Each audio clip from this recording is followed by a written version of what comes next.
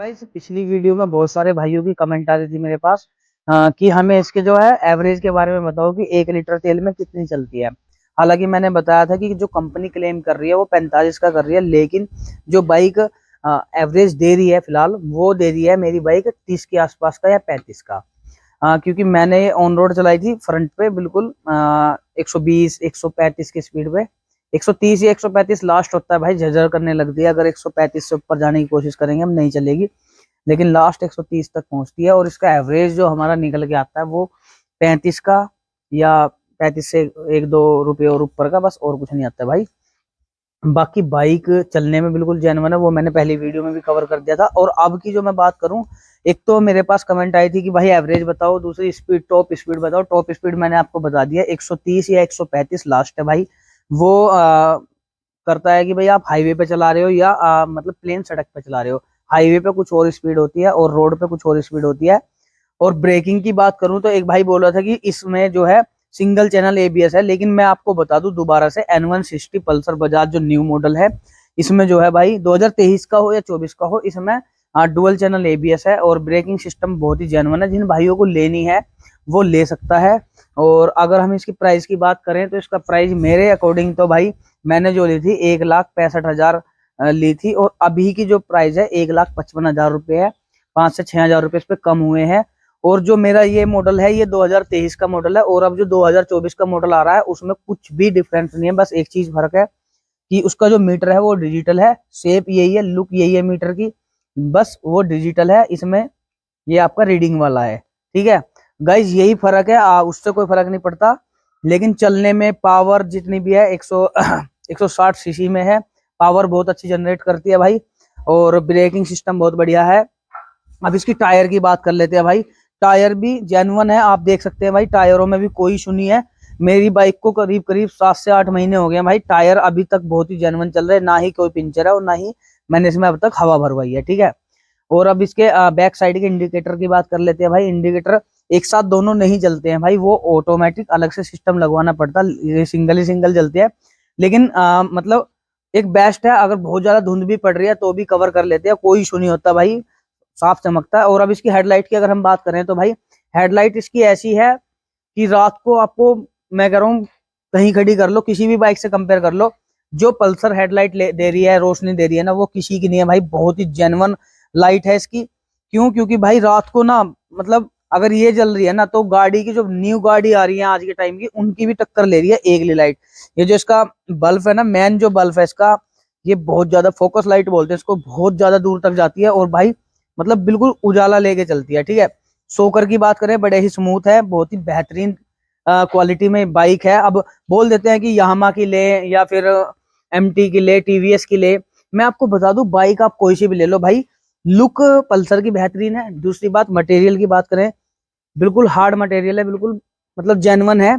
जैसे कि आपने देखा होगा कि एक मारुति की गाड़ी आ रही है, एक टाटा वालों की आ रही है, तो आज भी जो रेफर करते हैं हमारे यहाँ के बंदे वो टाटा को करते हैं, क्योंकि टाटा की जो क्वालिटी है वो बेस्ट है कंपेयर भाई मारुति। तो सेम बात है भाई, पल्सर जो है बहुत पुराने टाइम से चल रही है, और इसकी जो ताकत है वो इसकी बॉडी है भाई।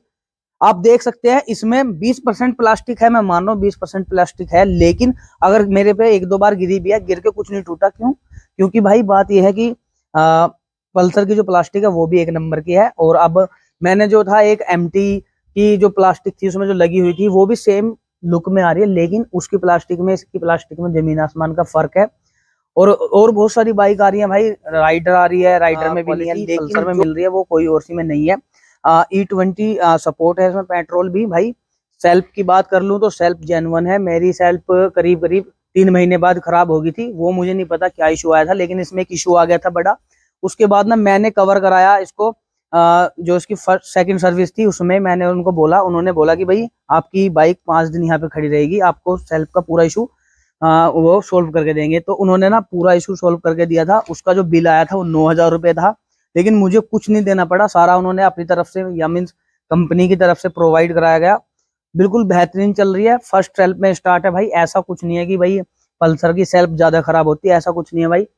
मेरे साथ में ही एक ने एमटी ली थी भाई, उसकी सेल्फ खराब हो गई थी, और मैं आपको बता दूं कि उसकी सेल्फ में उसके जो मालिक है ना, उसने 5,000 रुपये जमा कराए थे, तब जाके उसकी सेल्फ ठीक हुई थी, और मेरी बिल्कुल जेन्युइन तरीके से और कागजों में चढ़ के भाई खराब हुई है, वहां पे लिखा गया है, सही हुई है वहां पे लिखा गया है, ठीक है, मतलब कंपनियों की नजर में है।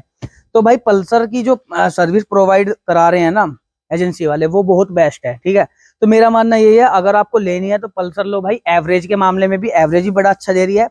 हाँ, टीवीएस वालों का भी एवरेज बढ़िया है, लेकिन बजाज का एवरेज भी मतलब मीडियम है। ऐसा नहीं है कि बहुत ज्यादा तेल खाएगी, ऐसा भी नहीं है कि बहुत कम खाएगी, तेल भी खाएगी लेकिन चलेगी बहुत बढ़िया भाई, ठीक है। ब्रेकिंग सिस्टम ऐसा है, हम इसके अगले ब्रेक मारते हैं निखालिस, मतलब पिछले नहीं मारते, अगले मारते हैं, तो भी मैं गारंटी दे रहा हूँ बाइक रपट नहीं सकती, स्लिप नहीं होगी। क्यों? क्योंकि एबीएस है भाई, एबीएस का यही फायदा होता है। बहुत सारी मोटरसाइकिलों में जो है ना एबीएस नहीं आ रहा भाई, लेकिन उनका जो प्राइस है वो इतना ही है, 1,55,000 के आसपास, या 1,20,000, 24,000, लेकिन 10-12 हज़ार रुपए के ऊपर ना हम एबीएस वाली गाड़ी छोड़ देते हैं। लेकिन मेरा मानना ये है भाई, पहले हम भी प्लेटिना चलाते थे, लेकिन अब मेरा मानना ये है कि एबीएस सबसे बेस्ट है भाई। क्योंकि भाई गाड़ी वही है अपनी जान, रोड पे अगर आपने एकदम से ब्रेक मार दिया ना तो रुक जाएगी, ठीक है, स्लिप नहीं होगी, ऐसे गिरेंगे नहीं हम। तो बहुत ही मतलब जिस भाई ने कमेंट करी होगी वो वीडियो भी देख रहे होंगे भाई, आप ही के लिए वीडियो है कि भाइयों तेल का मैंने बता दिया आपको, 35 से 40 के बीच में एवरेज आएगा, इससे ऊपर नहीं आएगा भाई, ये मैं बता रहा हूँ आपको। और हाँ, भाई का एक का कमेंट आया था कि भाई इसकी सर्विस कितने रुपए में होती है। भाई पहली सर्विस, दूसरी, तीसरी ये फ्री होती है, फ्री ऑफ कॉस्ट, मीन्स आपका जो लेबर चार्ज है वो नहीं लगता, बाकी आपके जो भी नई चीज गिरेगी उनका पैसा लगेगा। और खींचतान के ना 1,000 रुपये लास्ट है, अगर कुछ नया गिर रहा है 1,000 रुपये लास्ट है। उसके बाद जब तीसरी सर्विस होने के बाद चौथी सर्विस होगी, अभी मेरी तीसरी सर्विस हुई है, चौथी सर्विस नहीं हुई है, लेकिन मैंने पता किया है कि इसकी चौथी सर्विस में आपके 600 या 700 रुपए लगेंगे, ज्यादा नहीं लगेंगे, बेशक लेबर चार्ज भी हो, क्योंकि उसमें ना आपका बस ऑयल ऑयल बदला जाएगा और कुछ नहीं होता।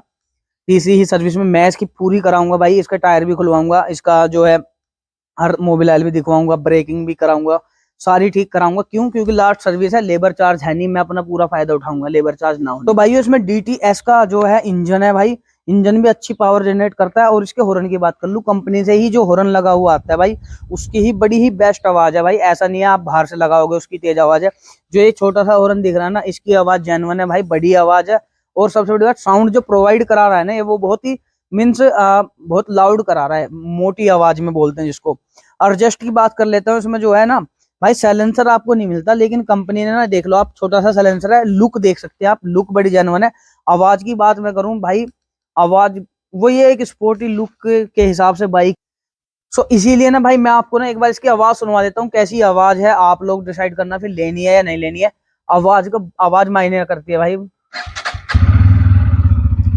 लाइट भी आप एक बार दिखा दो भाइयों को। तो भाई मैं